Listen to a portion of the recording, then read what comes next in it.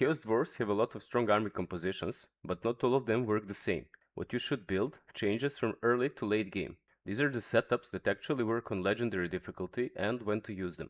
There are a few core rules when building Chaos Dwarf armies you should always try to fulfill. Chaos Dwarfs do not suffer from supply lines, so recruiting accompanying lords to follow your armies is one of the best options, especially in the early game. Second, in every army you should try to attach at least one Infernal Castellan for campaign movement range and restock, and at least one Spellcaster.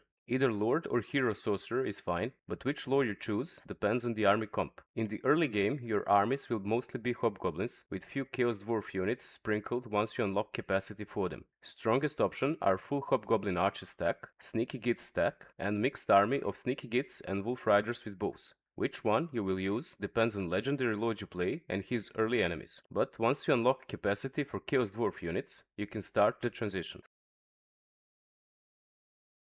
First gunpowder comp you can build early.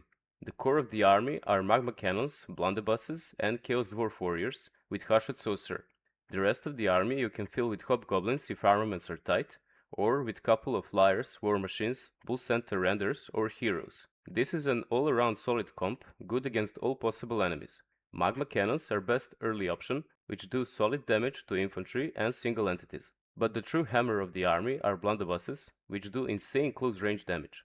At this point, you also start to phase out hobgoblins. If you want full hobgoblin setups, I've covered those in detail in separate video, the link is in description. Once in a mid game, you will get higher tier units for next gunpowder build. The core of the army are hell cannons, infernal guard, and blunderbusses with some fire glaives, and a couple of flying monsters with Hushed Sorcerer.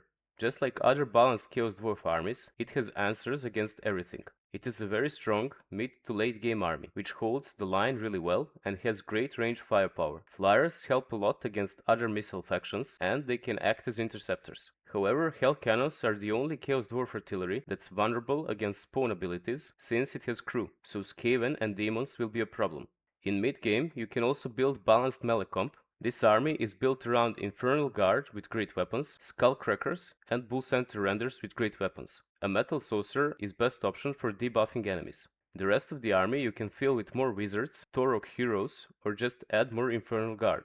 The army has a lot of armor-piercing damage, and with upgrades you can even strip 45 armor from enemies in melee. Basically, any armored enemy will be naked. It has a lot of synergy through upgrades in Hellforge. It's not perfect, but it's fun army that's also strong against specific pure melee factions. With this comp, you cover all bases. Infernal Guard is your front line, and they reduce melee attack in the area and sunder enemy armor. Skullcrackers are your anti-infantry tool, which further reduce armor in the area through Hellforge upgrade. Bull Center Renders are your anti-large tool, and Torok heroes can bring extra items like Helm of Discord and other buffs and debuffs. This army is excellent against armored melee factions, but it's weak against any range factions due to no missile protection.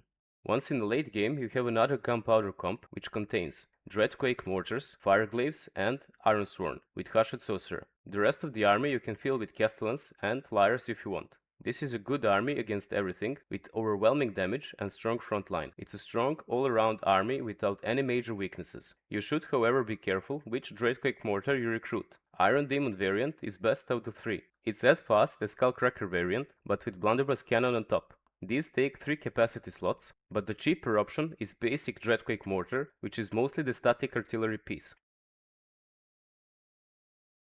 Chaos Dwarfs also have huge variety of viable Doomstacks. Bull Center Renders are one of the better options. They are durable, strong, mobile melee Doomstack with armor piercing, good against infantry and large targets, depending on variant you recruit. Their only weakness are the flyers. For war machines, you have 2 options, Iron Demon and Skullcracker. These are the anti-infantry Doomstacks, but Iron Demon is slightly better as it also has a range attack. Their huge mass and impact attacks quickly break any infantry lines, but the biggest problem is that this army is very expensive to recruit and shares slots with artillery, so most of the time you cannot have both. Kadai Fireborn are good anti-infantry stack and can do reasonably well against other targets. They bring magical attacks, but require full setup with lots of spellcasters and Lamassu monsters. They are clumsy to use, and they easily die. It's a meme stack, but you can make them work. Kadai Destroyers are good against everything. They deal huge damage against single entities and have strong impact attacks against infantry. Once upgraded, they are very durable and hard-hitting. However, fast units and flyers can be a problem since they are slow. They also need a ton of upgrades to not die from missiles. Flying monsters make one of the best Chaos Dwarf Doomstacks. Bale Taurus is best option, but it's most expensive. You can also mix in other flyers to reduce armaments costs. It's good against everything and your best option against thunderbarges and other missile flyers once upgraded with stock and region. They are easy to use and super powerful. Bale Tauruses also bring anti-infantry breath attacks, but before upgraded, this army can be very weak against missiles. Chaos Dwarfs can also make good gunpowder Doomstacks. With enough upgrades, especially stock, both blunderbusses and fireglaves work really well when stacked. The damage Chaos Dwarf guns can do is insane. If you prefer this playstyle, it's definitely a strong option. Every Chaos Dwarf legendary lord has different options for army comps. In the early game with Astragoth, you want to get full Hobgoblin archer stack with couple overseers to follow you around. This is the best comp against his starting enemies. Once in a mid game and you have resources, you should start recruiting his best army. Bull Center renders Doomstack.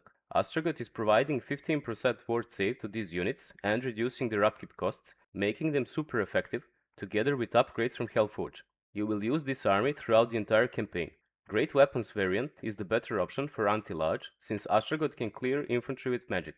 Drazhoath's best early army is Sneaky Git stack, and later in the campaign he has couple of good options. Drazhoath's boost Kadai and Infernal Guard units. You can make Kadai Fireborn army work, but you might as well skip it and go for balanced army with Infernal Guard and Fireglaves.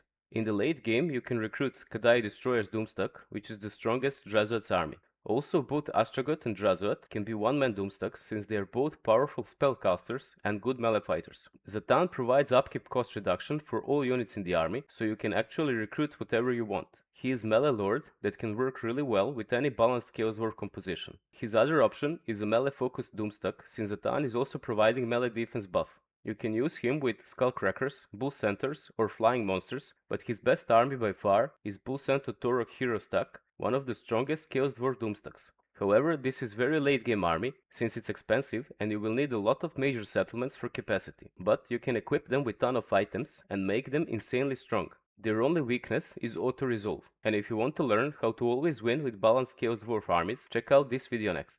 See ya!